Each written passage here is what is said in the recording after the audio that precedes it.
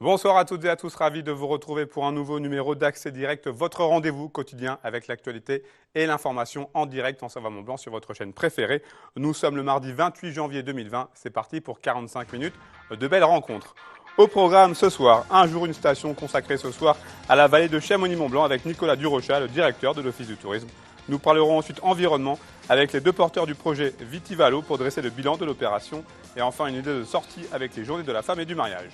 Mais avant toutes ces réjouissances, j'ai le plaisir d'accueillir Clémence. Salut Clémence. Salut Sébastien. Pour les titres de ce journal du 28 janvier 2020, on va parler notamment de cette polémique, c'est plus qu'une polémique. Genève a enfin porté plainte contre le projet d'autoroute Machilly-Thonon. Oui, donc c'est un recours que la ville de Genève a déposé et elle est suivie par deux associations françaises de riverains qui ont elles aussi déposé des recours. En tout, du coup, 3 recours ont été déposés contre ce projet autoroutier. On verra les explications de Jean-Paul Crespi.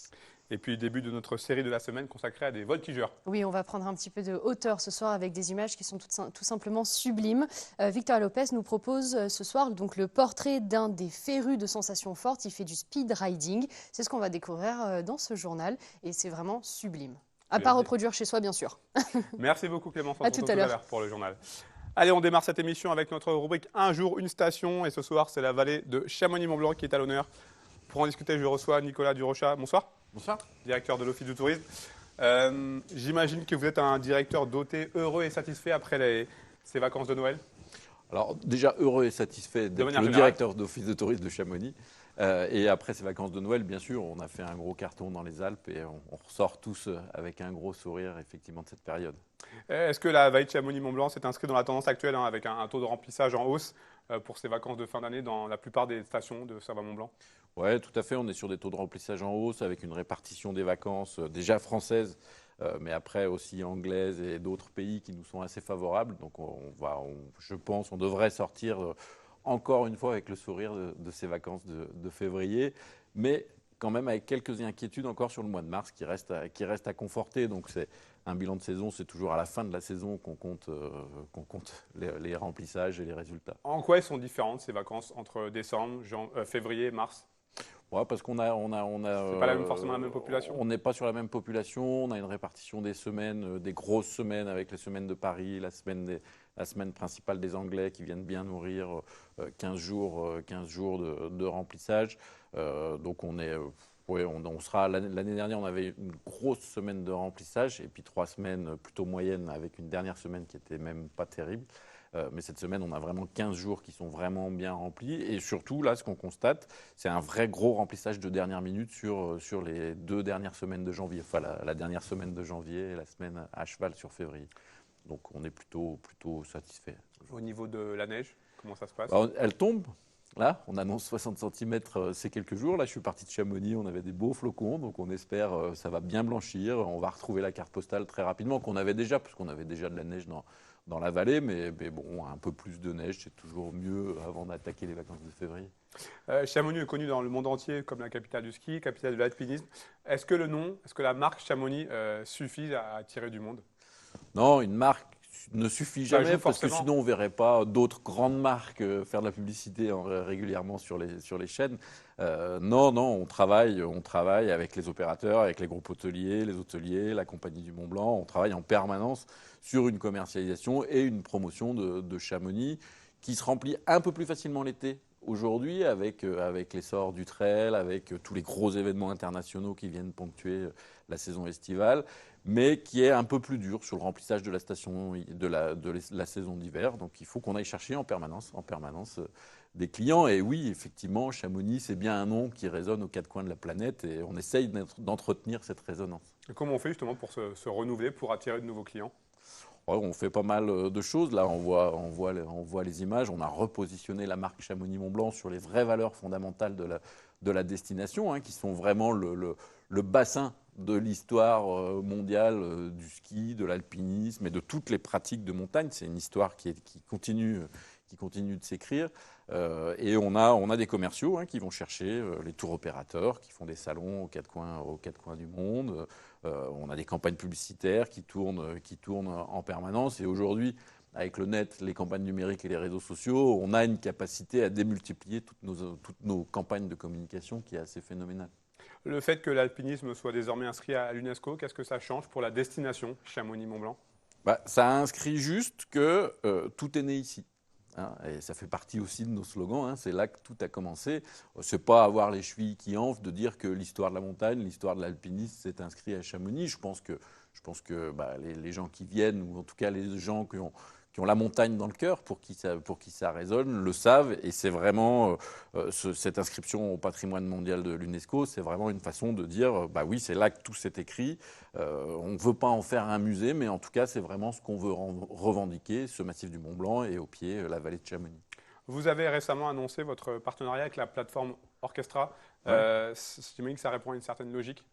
Ça répond à une certaine logique, cette volonté d'aller encore plus loin dans notre commercialisation et surtout de pouvoir être en capacité demain de connecter toute l'offre de la destination de la vallée de Chamonix, de Servoz jusqu'à Valorcine, avec tous les gros tours opérateurs et toutes les plateformes de vente en ligne. Donc on est dans cette mouvance de moderniser, d'innover un petit peu sur notre commercialisation aussi. Alors, dans une dizaine de jours, les Ouches vont accueillir 2 épreuves de la Coupe du Monde de ski alpin sur la fameuse verte, un slalom, un géant parallèle.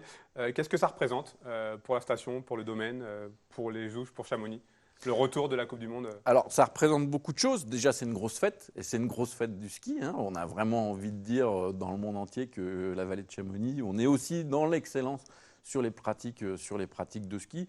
C'est un gros zoom, j'ai plus en tête le nombre de diffusions sur toute la planète, mais c'est un gros zoom sur le ski et ça montre combien nous, gens de la vallée de Chamonix, on est passionnés aussi par ces pratiques de ski. Et en plus, on croise les doigts, mais on aura peut-être pas mal de chance d'avoir, on croise les doigts, hein, d'avoir un Français sur le podium. Et s'il peut rentrer dans la boîte aux Ouches dans la vallée de Chamonix, ça reste aussi mythique. Voir la verte des Ouches revenir au calendrier de la Coupe du Monde, c'est pour vous une anomalie qui a été réparée? C'est une anomalie qui a été réparée. Rien n'est jamais acquis. Hein. On a le club des sports et la collectivité qui se battent pour maintenir cette épreuve. Il y a des gros travaux qui ont été faits pour satisfaire les exigences un peu compliquées de la FIS. Donc oui, c'est un combat de chaque année, hein, même si on a 3 années, a priori, 3 éditions un peu garanties. Après, il va falloir continuer l'histoire et continuer encore une fois à la réécrire. Alors, beaucoup de monde attendu pour ces 2 jours. Est-ce que vous savez à peu près, vous avez déjà tablé une fourchette de spectateurs? On parle de 20 000 personnes sur les 2 jours. Hein. C'est vrai que le slalom, le samedi, va accueillir pas mal de monde. Et c'est vrai qu'en plus, là, on est sur une épreuve de géant parallèle le dimanche qui est aussi spectaculaire, hein, parce qu'on a 2 mecs l'un contre l'autre en direct sur une piste qu'on va voir de haut en bas. Donc ça va être aussi assez spectaculaire. Donc on entend pas mal de monde et il nous faut pas mal de monde pour encourager Clément Noël. Et puis j'imagine que ça demande une certaine logistique, puisqu'on le sait, hein, pour ceux qui connaissent, la verte, elle n'est pas très loin de la route, elle est accessible assez facilement. Il va falloir aussi s'organiser pour arriver à faire transiter toutes ces personnes. Ouais, c'est vrai qu'on incite beaucoup les gens à covoiturer. Déjà, ça, c'est très important. On peut venir en train quand on vient de la vallée de l'Arve. Il y a un réseau de transport. Le transport en commun sera gratuit au départ de la plupart des villes de la vallée de l'Arve. Il y a un gros système de stationnement qui a été mis en place, mais tout est rodé puisque la dernière épreuve était en 2016 et on est sur le même profil d'organisation. Une dernière chose, qu'est-ce qu'on peut vous souhaiter là pour la fin de cette saison? Plein de réussites sur les événements qui vont suivre, hein, le Chamonix Unlimited Festival, le Magique Mont-Blanc Festival, et encore quelques points de remplissage pour qu'on puisse sortir de la saison avec un très beau sourire, mais j'en doute pas. Merci beaucoup Nicolas Durocha. Merci. À bientôt. Au revoir. Allez, vous pouvez rejoindre la régie, une petite revue de presse avant d'accueillir mes prochains invités. Vous le savez, les élections municipales auront lieu les 15 et 22 mars prochains et certaines petites communes n'ont pas encore de candidats déclarés. C'est un article à lire sur le site internet de nos confrères de France Bleu, Pays de Savoie. À Alonda, en Savoie, dans les hauteurs d'Albertville, aucun candidat officiel ne s'est encore déclaré à moins d'1 mois du dépôt des listes. Alonda compte 277 habitants, 3 exploitations agricoles, un nouveau lotissement, un café-restaurant et une école. Mais pourtant, personne ne veut se présenter à la mairie. La situation est d'autant plus préoccupante et embarrassante que la maire sortante n'a pas non plus l'intention de briguer un nouveau mandat. Il faut savoir qu'en cas d'absence de liste pour ces élections des 15 et 22 mars prochains, Alonda risque d'être mise sous tutelle de la préfecture.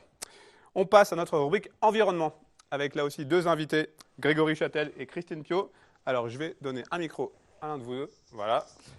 Bonsoir, vous êtes les porteurs d'un projet dont on a déjà parlé sur le plateau de 8 Mont-Blanc d'Accès Direct. Vous êtes chercheur à l'université, un projet qui s'appelle Vitivalo et vous étiez venu au mois de juin 2018 le présenter. Est-ce que vous pouvez nous rappeler déjà en quelques mots en quoi ça consiste ce projet? Alors, le projet Vitivalo, c'est un projet de recherche qui est porté par l'université Savoie-Mont-Blanc et qui a pour objectif de trouver des alternatives au brûlage des déchets viticoles sur le territoire Savoie-Mont-Blanc. Quels sont les déchets qui sont concernés par Vitivalo? Alors, on a deux types de déchets, les déchets des activités viticoles, donc les sarments et les souches qui sont arrachés, et puis les déchets de pépinière viticole, puisqu'on a une grosse activité de pépinière en Combe de Savoie. Qu'est-ce qui vous a poussé à l'époque à vous lancer dans cette idée folle, dans ce projet? C'était un peu le contexte local avec un arrêté préfectoral qui interdisait le brûlage à l'air libre des déchets agricoles. Et donc, dans ce cadre-là, on s'est un peu rencontré avec différents partenaires du territoire pour essayer de trouver des alternatives. Qu'est-ce qu'on fait de ces déchets maintenant? Et donc, on a lancé des recherches à ce niveau-là. Les recherches ont été fructueuses, 1 an et demi plus tard. Alors, quel bilan on peut tirer? Pour le bilan de la première phase du projet, on a pu réaliser des expérimentations au laboratoire pour montrer qu'en fait, les déchets viticoles en Savoie contiennent des molécules antioxydantes qui, du coup, pourront être utilisées en cosmétique ou en complément alimentaire. Et on a réalisé aussi des expérimentations comme sur la station de compostage qu'on voit à l'écran, qui nous permet en fait de se montrer que les déchets viticoles, quand on les ajoute avec d'autres déchets verts, on peut produire du compost industriel. Est-ce que ces résultats ils correspondent à ce que vous attendiez? Ben oui, non, on trouve des valorisations concrètes. On est parti sur un modèle de cascade de valorisation. Donc on a cette première étape, valorisation chimique. Donc on a des molécules qui ont une haute valeur ajoutée, qui vont servir en cosmétique, pharmaceutique, etc. Et ça va permettre de rendre viable une filière de valorisation, parce que derrière, on a le résidu d'extraction qu'on récupère, qu'on va valoriser en matériaux ou en compost. Ce bilan, il est positif aujourd'hui? Oui, plutôt, puisque en fait, le projet va se poursuivre avec une phase 2, où là, on va commencer déjà par faire des mesures d'émissions de polluants atmosphériques lors du brûlage à l'air libre des déchets viticoles. On a installé un pilote d'échantillonnage hier en Combe de Savoie pour faire pendant 3 semaines ce type de mesures. Et par la suite, donc, la phase 2 va permettre de mettre en place des filières de valorisation sur le territoire, avec de plus en plus d'acteurs qui sont impliqués, avec d'autres régions viticoles qui nous ont contactés, qui voudraient aussi mettre en place ce type d'action sur leur territoire. Donc c'est vraiment un bilan positif avec plein de choses à venir. Vous attendiez être autant aidé, autant suivi? Alors c'est vrai qu'il y a un engouement autour du projet. C'est quelque chose qui touche les gens, en fait, les citoyens qui sont confrontés à cette problématique. On parle beaucoup de pollution de l'air, de qualité de l'air. Donc c'est vrai que ça touche un petit peu tout le monde. Après, voilà, on a beaucoup de soutien sur le territoire, mais c'est un projet de recherche, donc ça demande des financements. Et c'est vrai que c'est là où c'est le combat un peu de chaque jour, d'essayer de financer ces recherches-là. Vous tournez vers qui pour trouver des financements, des fonds? Aujourd'hui, on a récolté 215 000 €, donc beaucoup financé par le Conseil Savoie-Mont-Blanc, par l'université, par des collectivités aussi qui participent, les syndicats professionnels qui nous accompagnent également. Et est-ce que j'en oublie? Non, c'est bon. Par contre, pour la suite, il nous reste d'autres financements à trouver. Donc là, on se tourne maintenant auprès de la région Auvergne-Rhône-Alpes et d'autres acteurs territoriaux qui vont pouvoir peut-être nous aider là-dessus. Voilà. On est en recherche de financement. Après, on propose à chacun de participer au projet puisqu'on a une campagne de financement participatif sur le site de la Fondation de l'Université Savoie-Mont-Blanc. Alors, vous l'avez un petit peu évoqué, on parle évidemment en ce moment beaucoup de problématiques liées à la pollution, la vallée de l'Arve, l'incinérateur de Passy, le décret de monsieur le préfet concernant les cheminées à foyer ouvert qui sont désormais interdites. Votre démarche est en plein, malheureusement, dans l'air du temps? Oui, puisqu'en fait, le brûlage à l'air libre de déchets agricoles, donc il est interdit aussi sur le département de la Savoie. Comme dans la vallée de l'Arve. Et du coup, c'est une problématique. Avec cette problématique territoriale de pollution de l'air, on agit sur toutes les sources. Et une des sources d'émissions de particules fines est le brûlage à l'air libre de tout déchet vert, que ce soit des déchets de particuliers ou des déchets agricoles. Bon, j'imagine que ce n'est pas une fin en soi. C'est quoi la suite pour aller encore plus loin? Maintenant, c'est vraiment développer sur le territoire une filière de valorisation viable. Donc là, on passe vraiment dans la phase 2 du projet avec des partenaires, des industriels, des entreprises qui vont pouvoir voilà, mettre en place sur le territoire ces actions. Parce que nous, on est laboratoire, donc on va démontrer les preuves de concept. Mais derrière, ce n'est pas nous qui allons développer le modèle économique. Mais on étudie aussi tout l'impact environnemental et économique de ce type de procédé qu'on va mettre en place. Vous avez le sentiment que ça rentre dans les mœurs? En tout cas, auprès de la profession viticole, qui était très réticente au départ et qui avait cette interdiction qui leur tombait sur les épaules, ils ne savaient pas quoi faire de leurs déchets, qui sont pour nous des ressources. Ils sont maintenant très très réceptifs et ils participent énormément au projet, ils nous suivent, ils nous fournissent des déchets viticoles, donc on sent qu'il y a un engouement, y compris aussi des habitants qui sont situés dans les vignes, qui ont envie qu'il n'y ait plus de brûlage et qu'on trouve des solutions. Bon, j'imagine que maintenant que le projet est bien avancé, il n'y a aucun regret par rapport à ce que vous avez décidé à l'époque de se lancer justement là-dedans?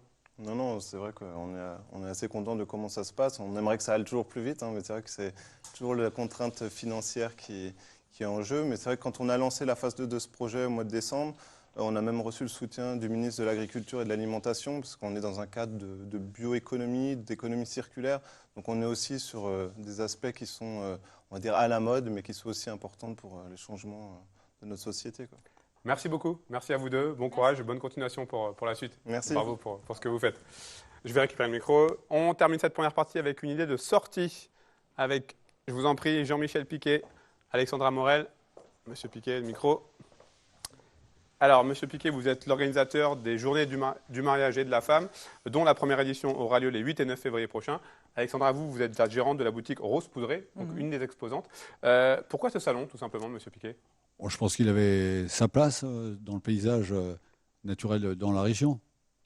En quoi il va être différent des autres salons qui peuvent être déjà exister? Déjà, premièrement, il faut savoir que c'est gratuit. Ah, déjà. Et deuxièmement, c'est un salon qui va être animé avec l'ensemble des exposants qui vont mettre tout en œuvre pour animer et dynamiser ce salon. C'est-à-dire, par exemple, le coiffeur, il y aura des démonstrations de coiffure, de maquillage. Les gens pourront avoir des massages, il y a des réflexologues. Ce n'est pas que le salon du mariage, c'est le salon du mariage et de la femme.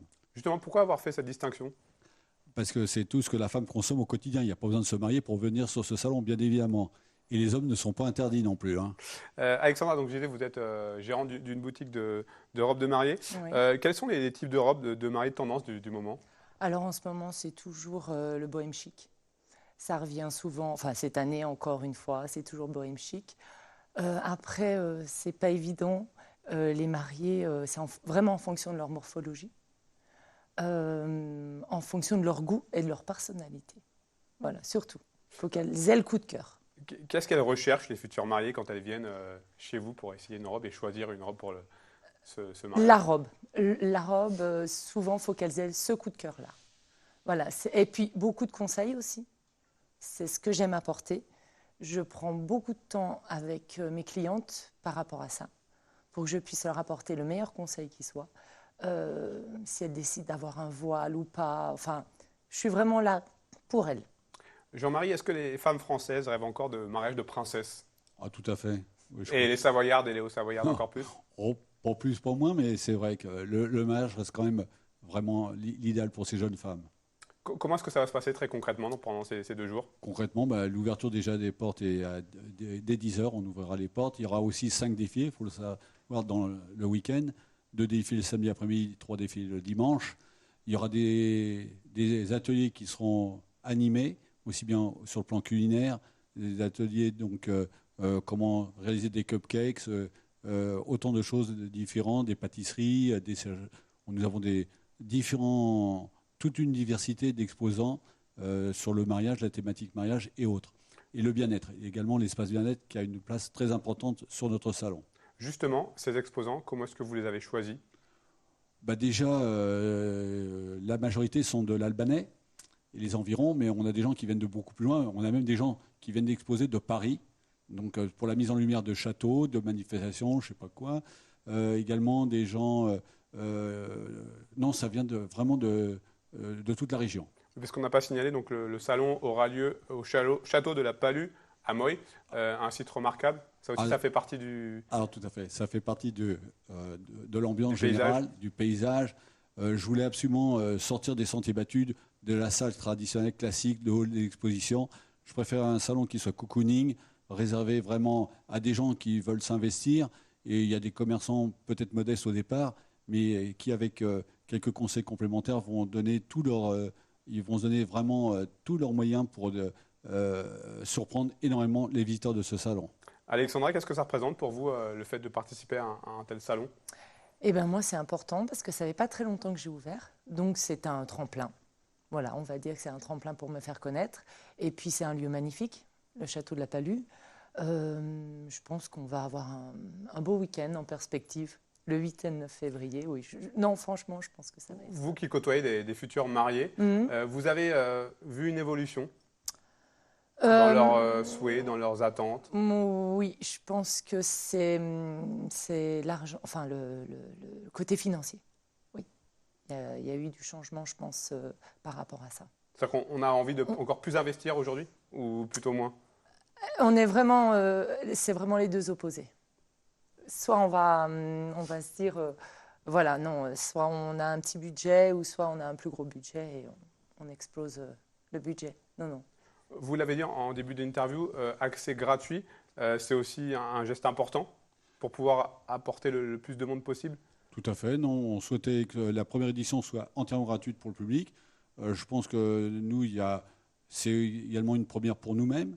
On se donne tous les moyens de nos ambitions. Néanmoins, il y aura aussi des navettes parce que le château ne propose pas suffisamment de places de parking. Donc, on a mis des navettes qui seront mises gracieusement en place à 2 km en amont face au parking Intermarché pour amener l'ensemble des clients. Voilà, dans les deux sens. Le château est magnifique. Vous verrez, je ne sais pas si vous-même vous connaissez ce château de la Palue. J'en ai entendu parler. Ça vaut vraiment le coup. Il y a une magnifique vue sur le Mont Blanc d'ailleurs, et en arrière-plan. Et d'ailleurs, nous avons la rivière qui passe au pied du château. C'est vraiment exceptionnel. Donc déjà, rien que pour le coup d'œil, le cachet, et de venir, pourquoi pas, passer un petit moment de détente. Il y aura aussi un petit salon de thé, un espace snacking qui sera mis à disposition pour les différents visiteurs. On va croiser les doigts pour la météo, forcément. Voilà. Ce salon, il en appelle d'autres, j'imagine? L'objectif, c'est forcément d'en faire un premier, voir comment ça se passe? L'objectif, le premier, c'est toujours le plus difficile, c'est de mettre en place cette première édition. Après, le souhait, ça va être de pérenniser cet événement, suivant le succès de cette première manifestation, bien évidemment. Vous, Alexandra, est-ce que vous allez profiter de ce salon, justement, pour pouvoir proposer vos produits, peut-être avec des opérations, je ne sais pas comment? Il va y avoir des défilés. Robe de mariée, robe de soirée, bien sûr, c'est important. Ça nous permet de montrer nos produits. Ça, c'est très important. Oui. Et on peut même préciser également le prêt-à-porter, prêt-à-porter féminin, la lingerie. C'est une partie importante. Il n'y aura pas que les robes de mariée. Non, non. Donc on précise bien que ce n'est pas un salon réservé aux femmes mariées. Voilà, exactement. On rappelle les dates. Le 8 février, de 10h à 18h. Merci beaucoup à vous deux. C'est moi. Bonne continuation. Merci et on encore. espère que la méthode, vraiment, on croise les doigts. Voilà. La méthode sera de la partie. Merci, je vous invite Merci. à rejoindre la régie. C'est fini pour cette première partie. On se retrouve dans quelques minutes pour le journal présenté par Clémence Roualdès. À tout de suite.